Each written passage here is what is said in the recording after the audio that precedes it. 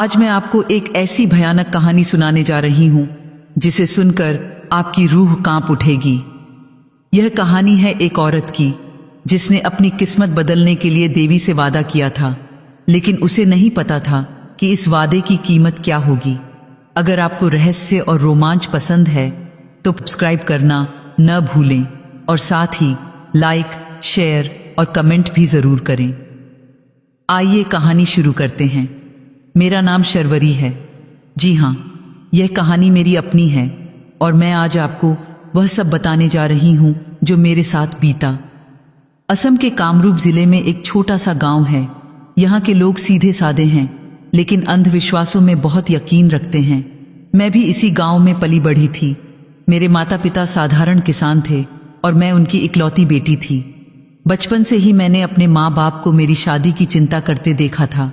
जब मैं 16 साल की हुई तो गांव में मेरे लिए रिश्ते आने लगे, लेकिन न जाने कैसे हर रिश्ता बीच में ही टूट जाता।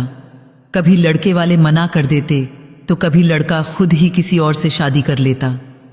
पहले तो मेरे माता पिता को लगा कि शायद यह सब संयोग है, लेकिन जब यह सिलसिला लगातार चलता रहा तो गांव वालों ने अपनी अपनी राय देनी शुरू कर दी। इसकी कुंडली में कोई दोष है, एक बूढ़ी औरत ने कहा। इसकी किस्मत में पति का योग ही नहीं है, दूसरी ने जोड़ा। शायद इसके पूर्व जन्म के कर्मों का फल है, तीसरी ने फुसफुसाया। गांव की औरतें जब भी मुझे देखतीं तरस खाकर देखतीं। उनकी नजरों में एक अजीब सी दया झलकती थी जो मुझे भीतर तक चुभती थी। मैं अक्सर सोचती, क्या सच में मेरी किस्मत में शादी नहीं लिखी है? क्या मैं हमेशा इसी तरह अकेली रहूंगी? समय बीतता गया। मैं 20 की हुई, फिर 25 की और फिर 30 की। इस उम्र तक आते आते गांव के लोगों ने मुझे बुढ़िया कहना शुरू कर दिया। हालांकि मैं अभी भी जवान थी, लेकिन गांव की नजर में एक अविवाहित लड़की 30 के बाद बूढ़ी ही मानी जाती है। मेरे माता पिता की चिंता दिन ब दिन बढ़ती जा रही थी। पिताजी की सेहत भी बिगड़ने लगी थी और मुझे लगता था कि उनकी यह हालत मेरी वजह से ही है। एक दिन गांव की सबसे बुजुर्ग औरत, जिसे हम सब दादी माँ कहकर बुलाते थे, मेरे घर आईं। उन्होंने मेरी माँ से कहा, तुम्हें शर्वरी को काली माता के मंदिर ले जाना चाहिए। वहां जो भी सच्चे मन से मांगता है, देवी उसकी मन्नत पूरी करती हैं। माँ ने पूछा, कौन सा मंदिर? दादी माँ ने धीमी आवाज में कहा, कामरूप की पहाड़ियों में जंगल के बीच एक पुराना काली का मंदिर है। वहां बहुत कम लोग जाते हैं क्योंकि रास्ता बहुत कठिन है, लेकिन जो भी वहां पहुंच जाता है और सच्चे मन से देवी से प्रार्थना करता है, उसकी हर मुराद पूरी होती है। लेकिन दादी माँ ने एक गहरी सांस ली। वहां कुछ नियम भी हैं। कहते हैं कि देवी जो देती हैं उसकी एक कीमत होती है। वह कीमत क्या है, ये पहले से नहीं बताई जाती। मां ने घबराकर पूछा, तो फिर हम कैसे जान पाएंगे? दादी मां ने सिर हिलाया, नहीं जान पाओगे। बस यह जानो कि देवी जो लेती हैं वह जरूर लेती हैं, पर अगर शर्वरी को सच में पति चाहिए तो यह एक रास्ता है। उस रात मैं सो नहीं पाई। मेरे मन में तरह तरह के सवाल उठ रहे थे। क्या सच में वहां जाना चाहिए? क्या इस उम्र में भी मुझे पति मिल सकता है? और सबसे बड़ा सवाल, वह कीमत क्या होगी जो देवी मांगेगी? अगले कुछ दिनों तक मैं इसी उधेड़बुन में रही, लेकिन एक दिन जब मैंने अपने पिताजी को बीमारी की हालत में बिस्तर पर तड़पते देखा तो मैंने फैसला कर लिया, मैं उस मंदिर में जाऊंगी और देवी से अपनी किस्मत बदलने की प्रार्थना करूंगी। चाहे कीमत कुछ भी हो, मैं चुकाने को तैयार थी। मैंने अपनी माँ से कहा, मैं जाना चाहती हूं उस मंदिर में। माँ ने मेरी आंखों में देखा। उनकी आंखों में डर था, लेकिन साथ ही एक हल्की सी उम्मीद भी। उन्होंने धीरे से सिर हिलाया और कहा, ठीक है, अगली अमावस की रात हम चलेंगे। दादी माँ ने बताया था कि अमावस की रात ही वहां जाना सबसे शुभ होता है, क्योंकि उस रात देवी सबसे ज्यादा शक्तिशाली होती हैं। मैंने उस दिन का इंतजार करना शुरू किया। हर गुजरता दिन मेरी बेचैनी बढ़ाता जा रहा था। रातों को मुझे अजीब अजीब सपने आते। कभी मैं खुद को एक अंधेरे मंदिर में देखती तो कभी किसी की भयानक हंसी सुनाई देती। आखिरकार वह दिन आ गया, अमावस की रात, जब आसमान में चांद की एक किरण भी नहीं थी। माँ ने मुझे तैयार किया, लाल साड़ी पहनाई, माथे पर लाल बिंदी लगाई और हाथों में चूड़ियां पहनाई। यह सब इसलिए था क्योंकि देवी के सामने एक अविवाहित लड़की को सुहागन की तरह सजना होता है, ताकि देवी उसे सुहागन बनाने का आशीर्वाद दें। हम रात के अंधेरे में निकल पड़े। गांव से बाहर निकलते ही जंगल शुरू हो गया। रास्ता बेहद कठिन था, कांटेदार झाड़ियां, फिसलन भरी चट्टानें और घना अंधकार। हमारे पास सिर्फ एक मिट्टी का दिया था जो हवा के हर झोंके से बुझने को था। करीब 3 घंटे चलने के बाद हम एक पहाड़ी की तलहटी में पहुंचे। वहां घने पेड़ों के बीच एक टूटा फूटा मंदिर दिखाई दिया। मंदिर की दीवारें काली पड़ चुकी थीं और उस पर काई जम चुकी थी। मंदिर के सामने एक बड़ा सा आंगन था जहां सूखे पत्ते बिखरे पड़े थे। हवा में एक अजीब सी गंध थी, धूप, अगरबत्ती और कुछ ऐसा जो मैं पहचान नहीं पाई। माँ ने मेरा हाथ पकड़ा और कहा, बेटा, अब तुम अकेले ही अंदर जाओ, मैं यहीं बाहर इंतजार करूंगी। मैंने उनकी ओर देखा। उनकी आंखों में डर साफ दिख रहा था, लेकिन उन्होंने हिम्मत दिखाई और मुझे धक्का देकर अंदर भेज दिया। मंदिर के अंदर अंधेरा इतना गहरा था कि मुझे कुछ दिखाई नहीं दे रहा था। मैंने अपना दिया आगे किया और उसकी रोशनी में मुझे एक बड़ी सी काली मूर्ति दिखाई दी। देवी की आंखें इतनी बड़ी और डरावनी थीं कि मेरी सांसें एक पल के लिए रुक गईं। उनके हाथों में खप्पर और खड्ग था और गले में नरमुंडों की माला थी। मैं कांपती हुई मूर्ति के सामने बैठ गई। मेरे हाथ जुड़ गए और मैंने आंखें बंद कर लीं। माँ, मैंने फुसफुसाकर कहा, मेरी मांग सुनी है। गांव की हर औरत कहती है कि मेरी किस्मत में पति नहीं है, लेकिन माँ, मैं किस्मत नहीं मानती। मैं तुम पर विश्वास करती हूँ। मुझे एक पति दो माँ। मेरे माता पिता की चिंता खत्म करो। मेरी आंखों से आंसू बहने लगे। मैं न जाने कितनी देर तक वैसे ही बैठी रही, रोती रही, लेकिन कोई जवाब नहीं आया। मंदिर में सन्नाटा था, एक भयानक डरावना सन्नाटा। तभी अचानक मेरे सामने रखा दिया बुझ गया। मैं घबरा गई। चारों ओर अंधेरा छा गया। मैंने दिया फिर से जलाने की कोशिश की, लेकिन माचिस की तीली काम नहीं कर रही थी। और फिर हवा रुक गई, बिल्कुल रुक गई। ऐसा लगा जैसे समय भी ठहर गया हो। मेरी सांसें तेज हो गईं। मैं कुछ समझ नहीं पा रही थी। तभी मंदिर के भीतर से एक आवाज आई, गहरी, भारी और डरावनी, पति दूंगी। मेरा दिल तेजी से धड़कने लगा। मैंने इधर उधर देखा, लेकिन कोई नहीं था। सिर्फ मूर्ति थी जो अंधेरे में और भी भयानक लग रही थी। आवाज फिर गूंजी, पर हर साल एक लौटाना होगा। मैं सन्न रह गई। लौटाना? क्या लौटाना होगा? मैंने हिम्मत करके पूछा। क्या लौटाना होगा मां? कुछ पलों के लिए सन्नाटा रहा। फिर वह आवाज फिर से आई, जो दिया जाएगा वही वापस लिया जाएगा। मैं कुछ समझ नहीं पाई। मेरे दिमाग में तरह तरह के विचार आने लगे। शायद देवी कह रही हैं कि हर साल मुझे यहां आकर पूजा करनी होगी, या शायद कुछ दान देना होगा। मुझे नहीं पता था, लेकिन उस पल मैं इतनी बेताब थी कि मैंने बिना सोचे समझे हाँ कह दी। हाँ मां, मैं मानती हूं, मैं हर साल लौटाऊंगी। उसी पल मेरे सामने का दिया अपने आप जल उठा। उसकी लौ इतनी तेज थी कि पूरा मंदिर रोशनी से भर गया, और मुझे लगा कि मूर्ति के होंठों पर एक हल्की सी मुस्कान आई है। मैं उठी और बाहर की ओर भागी। माँ बाहर खड़ी थीं, बेचैनी से इंतजार कर रही थीं। उन्होंने मुझे देखते ही पूछा, क्या हुआ? देवी ने कुछ कहा? मैंने सिर हिलाया। हाँ माँ, देवी ने वचन दिया है, मुझे पति मिलेगा। माँ की आंखों में खुशी के आंसू आ गए। उन्होंने मुझे गले लगा लिया, लेकिन मैं उन्हें यह नहीं बता पाई कि देवी ने यह भी कहा था, हर साल एक लौटाना होगा। हम वापस घर लौट आए। उस रात मुझे नींद नहीं आई। मैं सोचती रही, क्या सच में मुझे पति मिलेगा? और वह लौटाना का क्या मतलब था? अगले कुछ दिनों में मेरी जिंदगी में कुछ खास नहीं बदला, लेकिन फिर एक हफ्ते बाद गांव में एक नया परिवार आकर बसा। यह परिवार पास के शहर से आया था। परिवार में एक बुजुर्ग दंपत्ति और उनका बेटा अभय था। अभय करीब 35 साल का था, सीधा सादा और बेहद शांत स्वभाव का।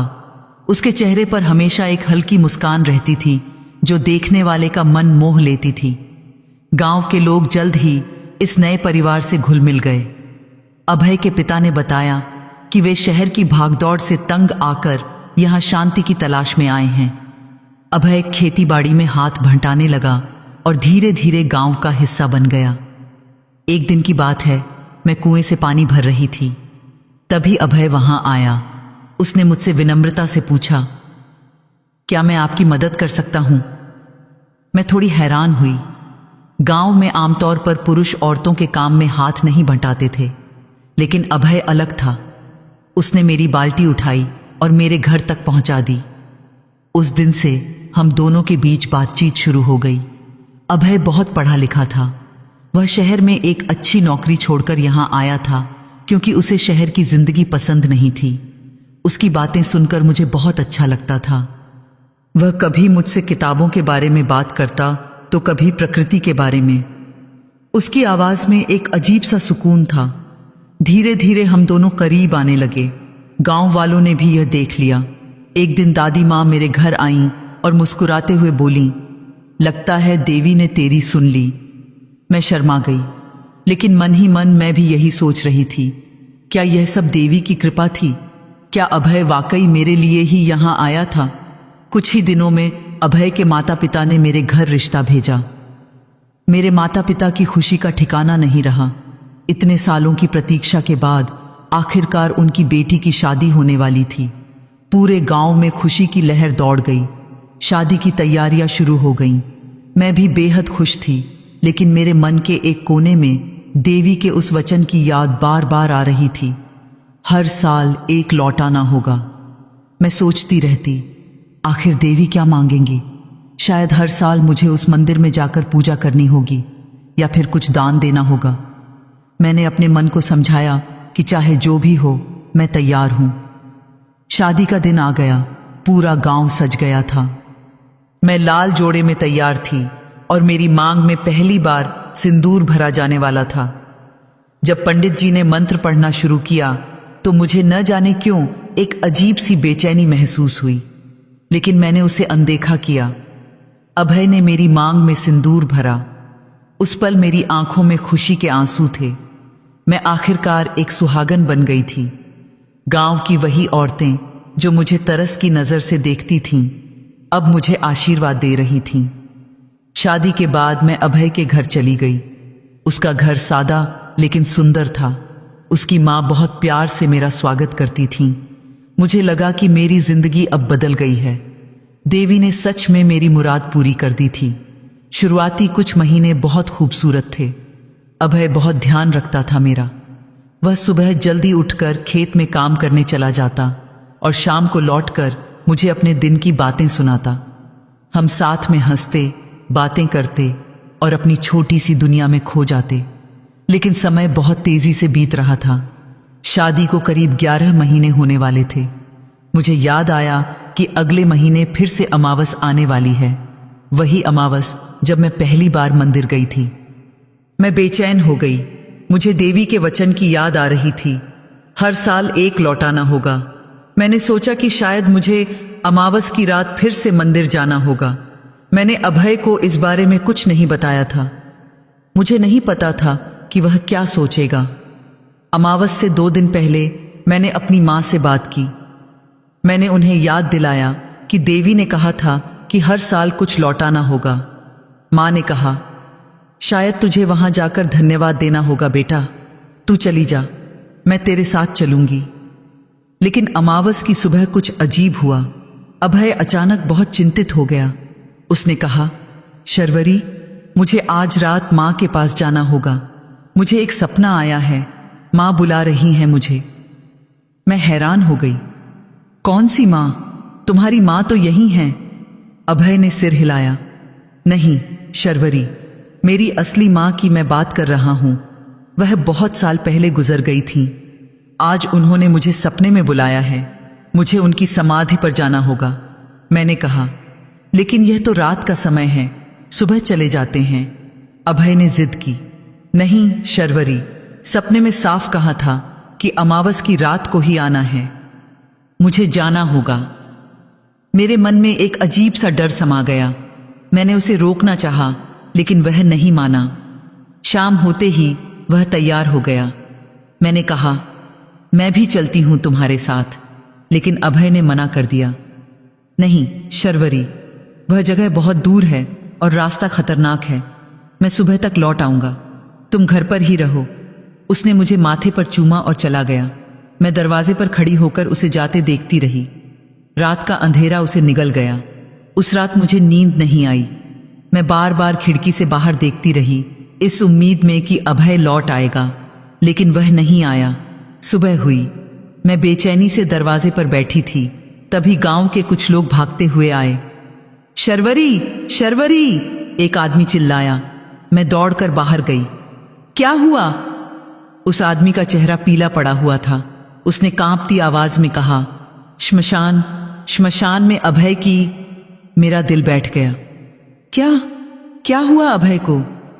उसकी राख मिली है वहां।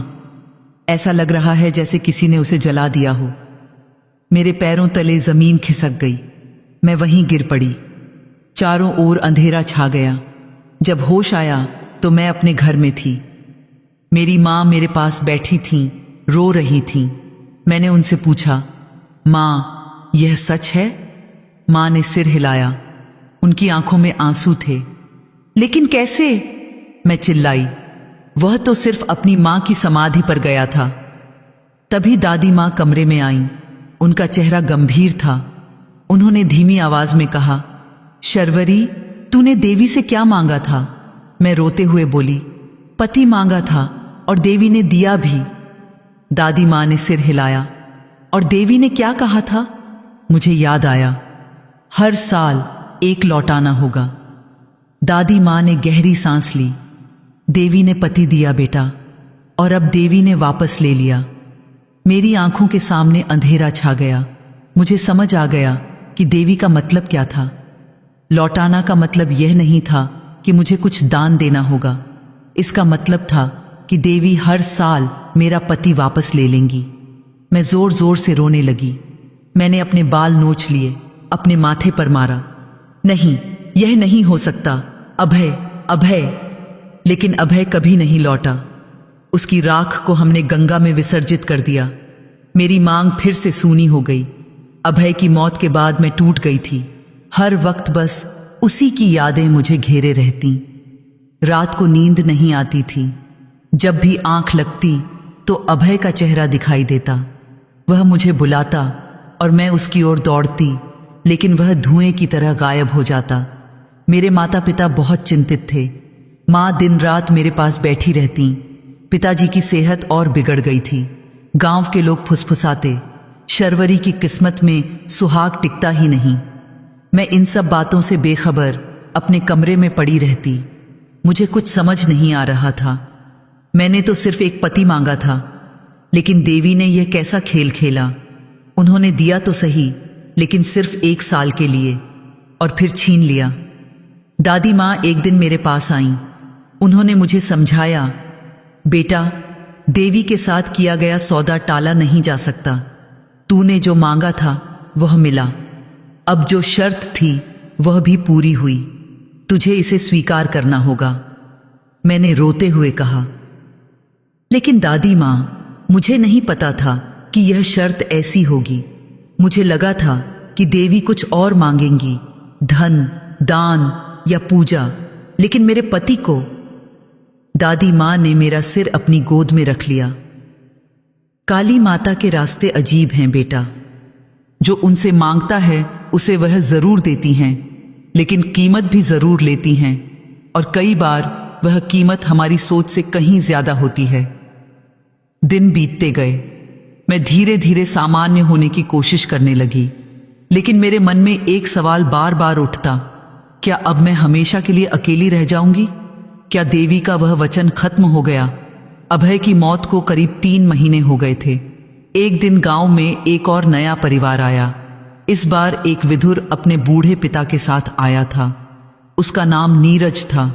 उसकी पत्नी की मौत 2 साल पहले हो गई थी और वह अपने पिता के साथ अकेला रहता था। नीरज एक शिक्षक था। वह गांव के स्कूल में पढ़ाने लगा। वह बहुत शांत और संयमित इंसान था। गांव के लोग उसका सम्मान करते थे। एक दिन की बात है, मैं मंदिर में पूजा करने गई थी। वहां नीरज भी था। उसने मुझे देखा और विनम्रता से नमस्कार किया। मैंने भी जवाब दिया और वहां से चली आई। लेकिन उसके बाद से नीरज अक्सर मंदिर में दिखने लगा। कभी कभी हम दोनों की मुलाकात हो जाती। वह मुझसे सामान्य बातें करता, मौसम के बारे में, गांव के बारे में या फिर पढ़ाई के बारे में। धीरे धीरे हमारे बीच एक दोस्ती सी बन गई। नीरज को भी अपनी पत्नी की याद सताती थी और मुझे अभय की। हम दोनों एक दूसरे के दुख समझते थे। एक दिन नीरज ने मुझसे कहा, शर्वरी, मैं जानता हूं कि आपने बहुत कुछ झेला है, लेकिन जिंदगी यहीं खत्म नहीं होती। हमें आगे बढ़ना होगा। मैं चुप रही। मैं नहीं जानती थी कि क्या कहूं। नीरज ने आगे कहा, मैं भी अकेला हूं। मेरे पिता बूढ़े हो गए हैं। उन्हें किसी की जरूरत है जो घर संभाले, और मुझे भी किसी साथी की जरूरत है। मैंने उसकी ओर देखा। उसकी आंखों में सच्चाई थी। उसने कहा, क्या आप मेरे बारे में सोचेंगी? मैं हैरान रह गई। मैंने कभी सोचा नहीं था कि इतनी जल्दी कोई और रिश्ता आएगा। लेकिन फिर मुझे देवी के वचन की याद आई, पति दूंगी। क्या देवी फिर से मुझे पति दे रही थीं?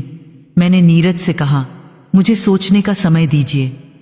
उस रात मैं सो नहीं पाई। मैं सोचती रही, क्या यह सही होगा? अभय को गए अभी कुछ ही महीने हुए हैं। लेकिन फिर मुझे याद आया कि देवी ने कहा था, हर साल एक। क्या इसका मतलब यह है कि देवी मुझे हर साल एक नया पति देंगी और फिर उसे वापस ले लेंगी? मेरे मन में डर समा गया। अगर मैं नीरज से शादी करती हूं तो क्या अगली अमावस को उसकी भी वही हालत होगी जो अभय की हुई थी? मैंने अपनी मां से बात की। मां ने कहा, बेटा, तूने देवी से सौदा किया है, अब उससे पीछे नहीं हट सकती। अगर देवी तुझे फिर से पति दे रही हैं तो यह उनकी मर्जी है, तुझे स्वीकार करना होगा। मैंने दादी माँ से भी सलाह ली। उन्होंने कहा, शर्वरी, काली माता का खेल बहुत गहरा है। तूने जो मांगा था वह मिल रहा है, लेकिन हर बार वह छीना भी जाएगा। यह तेरी नियति है अब। मैंने नीरज को हाँ कह दी। गांव के लोग हैरान थे। कुछ लोग फुसफुसाते, इतनी जल्दी? अभय को गए अभी 6 महीने भी नहीं हुए। लेकिन नीरज के पिता ने कहा, मेरा बेटा अकेला है, उसे किसी की जरूरत है, और शर्वरी भी अकेली है। यह रिश्ता सही है। हमारी शादी सादगी से हुई। इस बार कोई बड़ा जश्न नहीं हुआ, सिर्फ कुछ करीबी लोग थे। जब नीरज ने मेरी मांग में सिंदूर भरा तो मुझे अभय की याद आ गई। मेरी आंखों में आंसू आ गए। नीरज ने मेरा हाथ पकड़ा और धीरे से कहा, मैं जानता हूं कि तुम अभय को नहीं भूल सकती। मैं भी अपनी पहली पत्नी को नहीं भूल सकता, लेकिन हम एक दूसरे का साथ दे सकते हैं। मैंने सिर हिलाया, लेकिन मेरे मन में एक डर था, यह साथ कितने दिनों का होगा। नीरज के साथ जिंदगी शांत थी। वह बहुत समझदार था। उसे मेरी हर बात समझ आ जाती थी। हम साथ में बैठकर किताबें पढ़ते, बातें करते और अपनी अपनी यादों को शेयर करते। लेकिन समय फिर से तेजी से बीतने लगा। शादी को करीब 10 महीने हो गए थे। अगले महीने फिर से अमावस आने वाली थी। वही अमावस जब अभय गया था और नहीं लौटा था। मैं डर गई। मैंने नीरज से कहा, अमावस की रात तुम कहीं मत जाना, घर पर ही रहना। नीरज ने हंसकर कहा, क्यों, क्या हो जाएगा? मैं उसे सच नहीं बता पाई। मैं कैसे कहती कि देवी हर साल मेरे पति को छीन लेती हैं। वह मुझे पागल समझता। अमावस की रात आ गई। मैंने पूरे घर में दिए जलाए। मैंने नीरज से कहा कि वह घर से बाहर न निकले। नीरज ने मेरी बात मान ली, हालांकि उसे समझ नहीं आया कि मैं इतनी घबराई हुई क्यों हूं। रात का खाना खाने के बाद नीरज बिस्तर पर लेट गया। मैं उसके पास बैठी रही, उसे देखती रही। मैं सो नहीं रही थी। मैं उसकी रक्षा करना चाहती थी, लेकिन आधी रात के करीब नीरज अचानक उठ बैठा। उसकी आंखें खुली थीं, लेकिन उसमें एक अजीब सा खालीपन था। मैंने पूछा, क्या हुआ? नीरज ने मुझे देखा, लेकिन ऐसा लगा जैसे वह मुझे देख नहीं रहा। उसने कहा, मुझे जाना होगा। मेरा दिल बैठ गया। कहाँ? अभी रात है। नीरज ने कहा, मुझे नहीं पता, लेकिन कोई बुला रहा है, मुझे जाना होगा। मैंने उसका हाथ पकड़ा। नहीं, तुम कहीं नहीं जाओगे। लेकिन नीरज ने मेरा हाथ झटक दिया। उसकी ताकत बहुत बढ़ गई थी। वह उठा और दरवाजे की ओर चल पड़ा। मैं चिल्लाई, नीरज रुको, लेकिन वह नहीं रुका। वह दरवाजा खोलकर बाहर निकल गया। मैं भी उसके पीछे दौड़ी। रात का घना अंधेरा था। नीरज तेजी से जंगल की ओर जा रहा था। मैं उसके पीछे भागती रही, चिल्लाती रही, लेकिन वह मुड़कर नहीं देखा। और फिर अचानक वह रुक गया। हम उसी मंदिर के सामने थे, काली माता के मंदिर के सामने। नीरज मंदिर के अंदर चला गया। मैं भी पीछे पीछे गई। मंदिर के अंदर एक दिया जल रहा था। उसकी रोशनी में मैंने देवी की मूर्ति देखी। उनके होठों पर एक हल्की मुस्कान थी। नीरज मूर्ति के सामने घुटनों के बल बैठ गया। उसने अपने हाथ जोड़े। मैं चिल्लाई, देवी, मैंने आपसे पति मांगा था, लेकिन इसका मतलब यह नहीं कि आप उन्हें मुझसे छीन लें। मैं नीरज को नहीं खोना चाहती। लेकिन कोई जवाब नहीं आया, सिर्फ सन्नाटा था। और फिर अचानक नीरज के शरीर में आग लग गई। वह चिल्लाया नहीं, बस वहीं बैठा रहा। आग ने उसे पूरी तरह से निगल लिया। मैं चीखती रही, रोती रही, लेकिन कुछ नहीं कर पाई। कुछ ही मिनटों में नीरज राख बनकर जमीन पर गिर गया। मैं वहीं गिर पड़ी। मैं रोती रही, चिल्लाती रही, लेकिन देवी की मूर्ति वैसे की वैसी बैठी रही, होठों पर वही हल्की मुस्कान। सुबह होते होते गांव के लोग मुझे ढूंढते हुए वहां पहुंचे। उन्होंने मुझे बेहोश पाया और नीरज की राख मेरे पास बिखरी हुई थी। गांव में फिर से कोहराम मच गया। लोग कहने लगे, शर्वरी डायन है, जिससे भी इसकी शादी होती है वह मर जाता है। लेकिन दादी माँ ने सबको समझाया, यह शर्वरी का दोष नहीं है, यह देवी का खेल है। मेरी मांग फिर से सूनी हो गई। दूसरा पति भी चला गया। नीरज की मौत के बाद मैं पूरी तरह से टूट गई थी। अभय की मौत से उबरने में मुझे महीनों लग गए थे, लेकिन नीरज की मौत, वह मेरी आंखों के सामने हुई थी। मैंने देखा था कैसे उसके शरीर में आग लगी थी, कैसे वह राख बन गया था। रातों को मुझे बुरे सपने आते। मैं नीरज को आग में जलते देखती और उसकी चीखें सुनती। मैं चिल्लाती हुई उठ जाती, पसीने से लथपथ। माँ और पिताजी बहुत परेशान थे। उन्होंने कई बार कहा कि मुझे उस मंदिर में दोबारा जाना चाहिए और देवी से माफ़ी मांगनी चाहिए, इस सौदे को ख़त्म करना चाहिए। लेकिन मैं डर गई थी। मैं उस मंदिर के पास भी नहीं जाना चाहती थी। हर बार जब मैं उस रास्ते से गुजरती तो मुझे नीरज की राख दिखाई देती। गांव के लोगों का व्यवहार भी बदल गया था। पहले वे मुझे तरस की नज़र से देखते थे, लेकिन अब उनकी नज़रों में डर था। लोग मुझसे दूर रहने लगे। कोई मुझसे बात नहीं करता था। कुएं पर जब मैं पानी भरने जाती तो औरतें अपनी अपनी बाल्टियां लेकर चली जाती। एक दिन मैंने सुना कि कुछ लोग मेरे घर के बाहर खड़े होकर फुसफुसा रहे थे, इसे गांव से बाहर निकालना चाहिए, यह अशुभ है, इससे पूरे गांव पर मुसीबत आएगी। लेकिन दादी माँ ने उन्हें डांटा, शर्वरी का कोई दोष नहीं है, यह सब देवी की इच्छा है, तुम लोग उसे परेशान मत करो। नीरज की मौत को करीब 2 महीने हो गए थे। मैं अपने कमरे में बैठी थी, खिड़की से बाहर देख रही थी। तभी माँ कमरे में आईं। शर्वरी, उन्होंने कहा, तुझे एक बात बतानी है। मैंने उनकी ओर देखा। उनका चेहरा गंभीर था। आज गांव में एक नया आदमी आया है। उसका नाम राज है। वह अपनी माँ के साथ आया है। उसकी पत्नी की मौत हो गई है और वह यहाँ नई शुरुआत करना चाहता है। मैंने कहा, तो? माँ ने गहरी सांस ली। उसने तेरे बारे में सुना है और वह तुझसे मिलना चाहता है। मेरा दिल तेजी से धड़कने लगा। क्यों? माँ ने कहा, उसे लगता है कि तुम दोनों की परिस्थितियां एक जैसी हैं। वह कहता है कि शायद तुम दोनों एक दूसरे को समझ सकते हो। मैंने सिर हिलाया। नहीं माँ, मैं किसी से नहीं मिलना चाहती, मैं किसी और को नहीं खोना चाहती। लेकिन अगले कुछ दिनों में राज अक्सर मेरे घर के बाहर दिखने लगा। वह कभी कुछ कहता नहीं था, बस दूर से देखता रहता। एक दिन उसने मुझे रास्ते में रोका। शर्वरी जी, उसने कहा, मैं जानता हूं कि आप मुझसे बात नहीं करना चाहती, लेकिन मुझे लगता है कि हम एक दूसरे की मदद कर सकते हैं। मैंने उससे कहा, मैं किसी की मदद नहीं कर सकती, मैं खुद मुसीबत में हूं। राज ने कहा, मैं आपकी कहानी जानता हूं और मुझे पता है कि यह आपका दोष नहीं है। मेरी पत्नी की मौत भी एक रहस्यमय तरीके से हुई थी। डॉक्टरों को कुछ समझ नहीं आया। एक दिन वह बिल्कुल ठीक थी और अगले दिन उसकी आवाज भर आई। मैंने उससे पूछा, तो तुम क्या चाहते हो? राज ने कहा, मैं चाहता हूं कि हम साथ रहें, शायद हम एक दूसरे का दर्द बांट सकें। मैं हैरान रह गई। मैंने कहा, लेकिन तुम्हें पता है ना कि मेरे दोनों पति।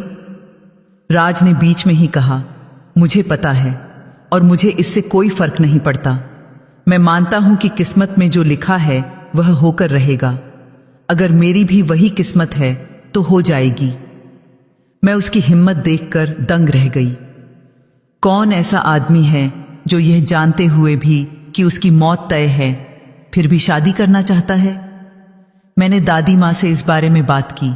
उन्होंने कहा, शर्वरी, देवी ने तुझे वचन दिया था, पति दूंगी। उन्होंने यह नहीं कहा था कि सिर्फ 2 पति दूंगी। शायद यह सिलसिला चलता रहेगा। मैंने पूछा, तो क्या मैं राज से शादी कर लूं? दादी माँ ने कहा, यह तेरा फैसला है बेटा, लेकिन याद रख, देवी ने जो दिया है वह लेंगी भी, यह टाला नहीं जा सकता। उस रात मैंने बहुत सोचा। राज एक अच्छा इंसान लगता था और वह मेरी परिस्थिति जानते हुए भी मुझसे शादी करने को तैयार था। शायद यह देवी की ही इच्छा थी। मैंने राज को हाँ कह दी। इस बार गांव के लोगों ने शादी में शामिल होने से मना कर दिया। उन्होंने कहा, यह शादी अशुभ है, राज भी मर जाएगा। लेकिन राज ने किसी की नहीं सुनी। हमने सिर्फ परिवार के सदस्यों की मौजूदगी में छोटी सी शादी की। जब राज ने मेरी मांग में सिंदूर भरा तो मुझे अभय और नीरज दोनों की याद आई। मेरी आंखों में आंसू थे, लेकिन इस बार मैंने उन्हें रोकने की कोशिश की। राज ने मेरा हाथ पकड़ा और कहा, डरो मत शर्वरी, जो होना है वह होगा, लेकिन जब तक हम साथ हैं हम खुश रहेंगे। और सच में राज के साथ वक्त बहुत अच्छा बीता। वह बहुत हंसमुख था। वह मुझे हंसाने की कोशिश करता रहता। हम साथ में खेतों में जाते, नदी किनारे बैठते और घंटों बातें करते। लेकिन समय फिर से तेजी से बीतने लगा। शादी को 11 महीने हो गए थे। अगले महीने फिर से अमावस आने वाली थी। मैंने राज को सब कुछ बता दिया। मैंने उसे बताया कि अमावस की रात देवी मेरे पति को बुलाती हैं और उन्हें अपने पास बुला लेती हैं। राज ने मुस्कुराते हुए कहा, तो ठीक है, मैं नहीं जाऊंगा। मैंने कहा, लेकिन अभय और नीरज भी नहीं जाना चाहते थे, फिर भी वे चले गए। राज ने कहा, तो इस बार हम कुछ अलग करेंगे। अमावस की रात हम दोनों साथ में मंदिर जाएंगे और मैं देवी से सीधे बात करूंगा। मैं डर गई। नहीं, वहां मत जाओ। लेकिन राज ने जिद की, शर्वरी, अगर देवी सच में तुम्हारे पति को चाहती हैं तो मैं उनसे पूछूंगा। क्यों? क्या गलती है हमारी? हमने तो सिर्फ खुश रहना चाहा। अमावस की रात आ गई। राज ने मेरा हाथ पकड़ा और हम दोनों उस मंदिर की ओर चल पड़े। मंदिर वैसा का वैसा था, अंधेरा, डरावना और रहस्यमय। हम अंदर गए। राज ने देवी की मूर्ति के सामने हाथ जोड़े और कहा, मां, मैं जानता हूं कि आपने शर्वरी को वचन दिया है, लेकिन क्या आपका वचन सिर्फ देना है, छीनना नहीं? क्या हम साथ नहीं रह सकते? कुछ पल सन्नाटा रहा। फिर वही गहरी आवाज गूंजी, वचन तोड़ा नहीं जाता। राज ने कहा, लेकिन यह कैसा वचन है जो सिर्फ दर्द देता है? शर्वरी ने आपसे पति मांगा था, खुशी के लिए, लेकिन आप हर बार उसकी खुशी छीन लेती हैं। आवाज फिर आई, जो दिया जाता है वही लिया जाता है, यह नियम है। राज ने पूछा, तो क्या यह नियम कभी नहीं बदल सकता?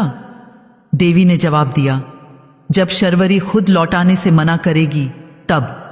मैं सन्न रह गई। मुझे मना करना होगा? लेकिन इससे पहले कि मैं कुछ पूछ पाती, राज के शरीर में आग लग गई। लेकिन इस बार वह चिल्लाया, वह दर्द में तड़पने लगा। मैं चीखी, नहीं माँ, रोक दीजिए, मैं मना करती हूं, मैं राज को नहीं लौटाऊंगी। लेकिन आग नहीं रुकी। राज की चीखें मंदिर में गूंजती रहीं। मैं मूर्ति के पास दौड़ी और उनके पैर पकड़ लिए। माँ, मैं मना करती हूं, मैं राज को आपको नहीं लौटाऊंगी। लेकिन कोई जवाब नहीं आया। आग ने राज को पूरी तरह से निगल लिया। कुछ ही मिनटों में राज भी राख बन गया। मैं वहीं गिर पड़ी, रोती रही, चिल्लाती रही, लेकिन कुछ नहीं हुआ। सुबह होते ही मैं उठी। मेरी आंखों में आंसू नहीं थे, सिर्फ गुस्सा था। मैं मूर्ति के सामने खड़ी हो गई और बोली, मैं समझ गई हूं, आप मेरी बात नहीं सुनेंगी, लेकिन मैं भी हार नहीं मानूंगी। मैं और पति लाऊंगी और हर बार आपसे लड़ूंगी। देवी की मूर्ति के होंठों पर वही हल्की मुस्कान थी। राज की मौत के बाद मैं बदल गई थी। पहले मैं डरती थी, रोती थी, खुद को दोष देती थी, लेकिन अब नहीं। अब मुझे गुस्सा आता था, देवी पर, अपनी किस्मत पर और इस पूरे खेल पर। गांव के लोगों ने मुझसे पूरी तरह से बात करना बंद कर दिया था। वे मुझे चुड़ैल, डायन और न जाने क्या क्या कहते थे, लेकिन मुझे अब परवाह नहीं थी। मेरे माता पिता बूढ़े हो गए थे। पिताजी की तबीयत और खराब हो गई थी। माँ दिन रात उनकी सेवा में लगी रहती। उन्हें अपनी बेटी की चिंता थी, लेकिन वे कुछ कर नहीं सकते थे। दादी माँ एक दिन मेरे पास आईं। उन्होंने कहा, शर्वरी, तुझे इस चक्र से बाहर निकलना होगा, यह सौदा तुझे बर्बाद कर देगा। मैंने कहा, कैसे निकलूं? देवी ने कहा था कि जब मैं लौटाने से मना करूंगी तब, लेकिन मैंने मना किया, फिर भी राज चला गया। दादी माँ ने सिर हिलाया, नहीं बेटा, तूने सही समय पर मना नहीं किया। देवी ने तुझसे पहले ही पूछा था, जो दिया जाएगा वही वापस लिया जाएगा। तब तुझे मना करना था, लेकिन तूने हाँ कह दी। अब तू उस वचन से बांध गई है। मैंने पूछा, तो अब क्या करूं? दादी माँ ने कहा, अब तुझे सिर्फ एक ही रास्ता है। देवी के पास वापस जा और उनसे माफी मांग। उनसे कह कि तू यह सौदा खत्म करना चाहती है, चाहे इसके लिए तुझे कुछ भी देना पड़े। मैंने उस रात बहुत सोचा। अगली सुबह मैं फिर से उस मंदिर की ओर चल पड़ी। इस बार अमावस नहीं थी, बल्कि पूर्णिमा की रात थी। मंदिर पहुंचकर मैं देवी की मूर्ति के सामने बैठ गई। माँ, मैंने कहा, मैं समझ गई हूं कि मैंने गलती की थी। मुझे नहीं पता था कि आपका वचन ऐसा होगा, लेकिन अब मैं यह सौदा खत्म करना चाहती हूं। मुझे और पति नहीं चाहिए, मुझे बस शांति चाहिए। कुछ देर सन्नाटा रहा, फिर वही आवाज आई, सौदा शुरू हो गया है, इसे खत्म नहीं किया जा सकता। मैंने कहा, लेकिन क्यों? मैं तो सिर्फ एक पति चाहती थी। मैंने नहीं कहा था कि हर साल एक नया पति दीजिए और फिर उसे ले लीजिए। देवी ने कहा, तूने मांगा था, पति दो।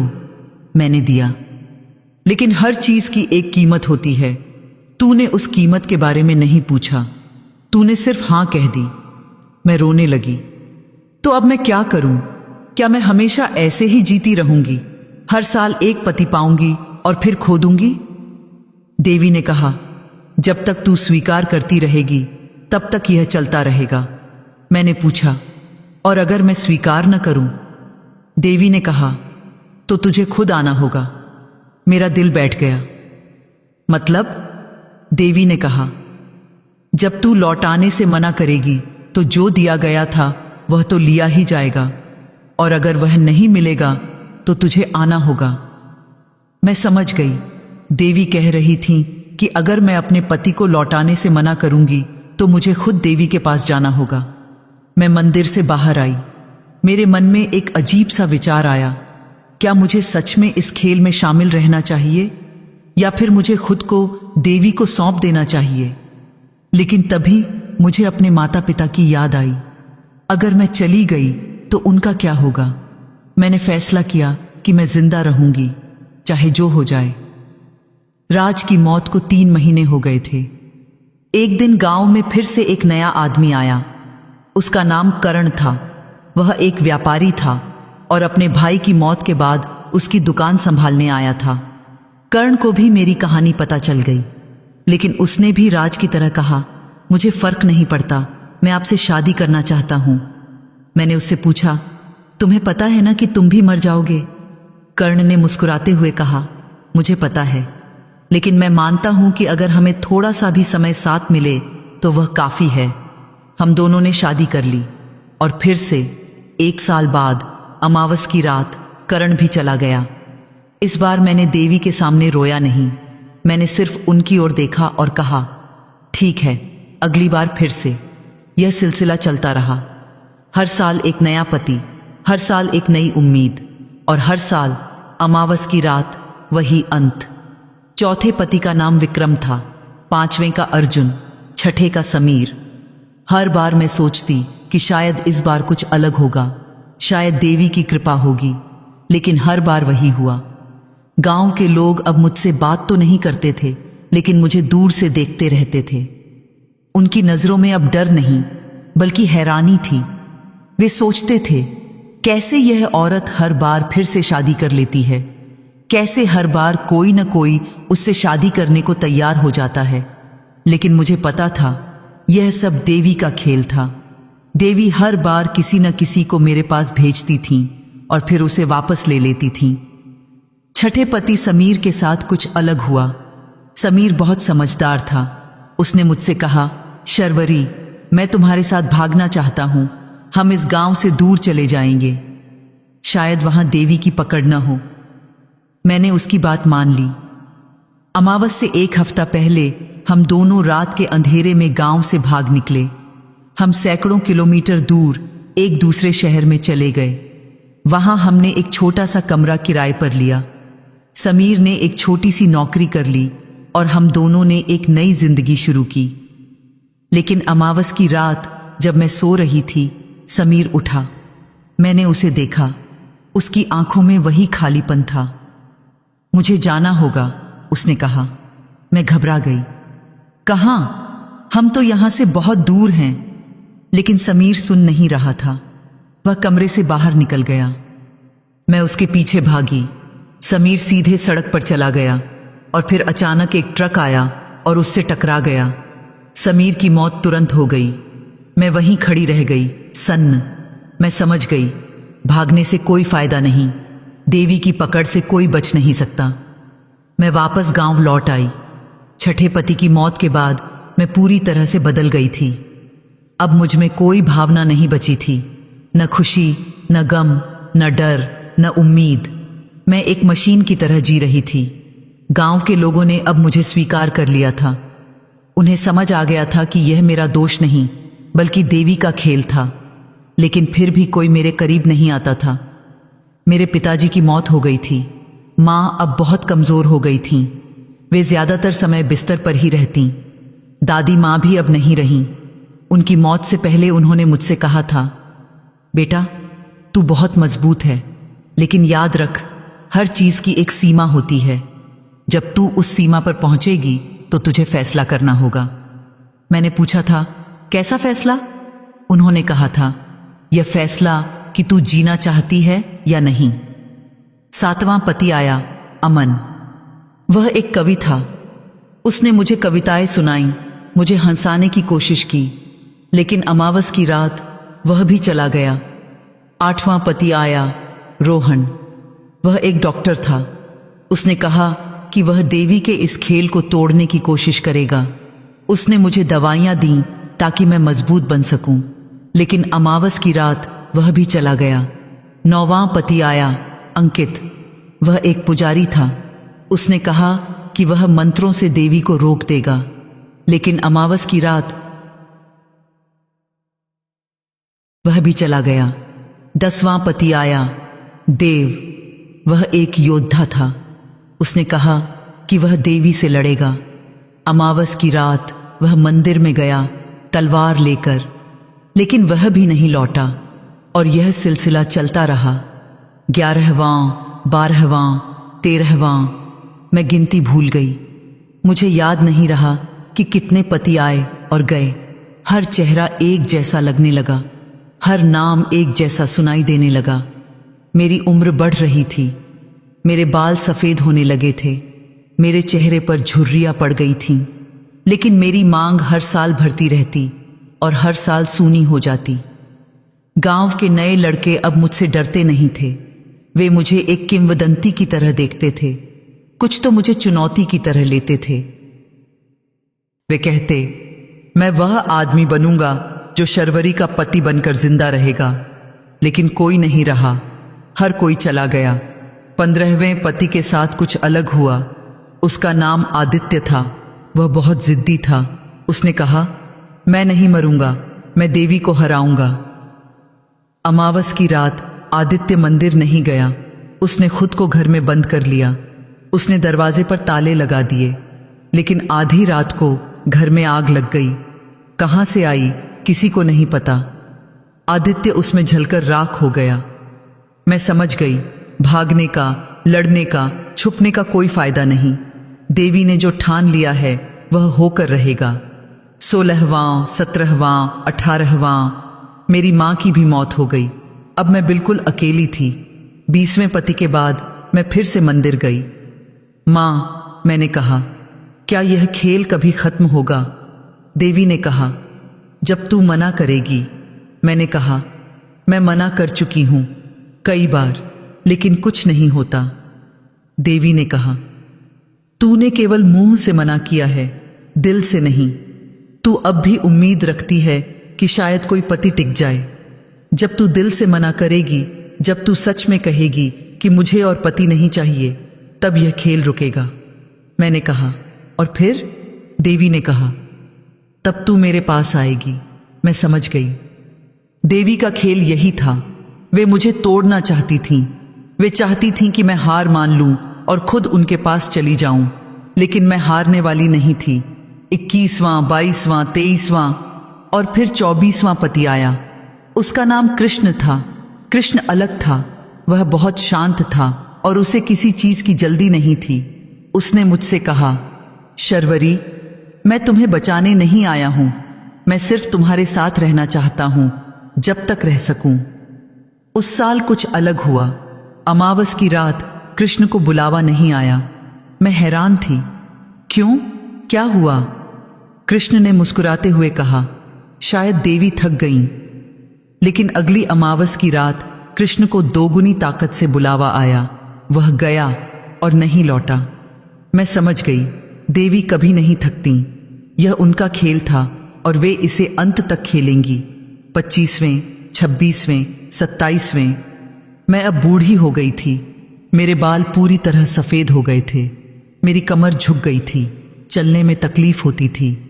लेकिन हर साल देवी की कृपा से मुझे एक नया पति मिलता रहा और हर साल अमावस की रात वह चला जाता।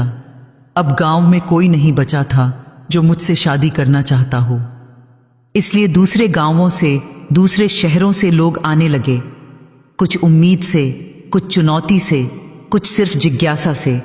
लेकिन नतीजा हमेशा एक ही होता। एक दिन जब मैं अपने घर में अकेली बैठी थी, मुझे एहसास हुआ मैं थक गई हूं। मैं और नहीं कर सकती। मैंने उस रात मंदिर जाने का फैसला किया। लेकिन इस बार अमावस नहीं थी, बल्कि एक आम रात थी। मैं धीरे धीरे अपनी लाठी के सहारे उस मंदिर तक पहुंची। पहाड़ी चढ़ना बहुत मुश्किल था, लेकिन मैंने हार नहीं मानी। मंदिर में पहुंचकर मैं देवी की मूर्ति के सामने घुटनों के बल बैठ गई। माँ, मैंने कहा, मैं हार गई हूं। यह पहली बार था जब मैंने यह बात कही थी। मेरी आंखों में आंसू थे। मैं और नहीं कर सकती, मैंने कहा। मुझे और पति नहीं चाहिए। मुझे कुछ नहीं चाहिए। बस इस दर्द से मुक्ति चाहिए।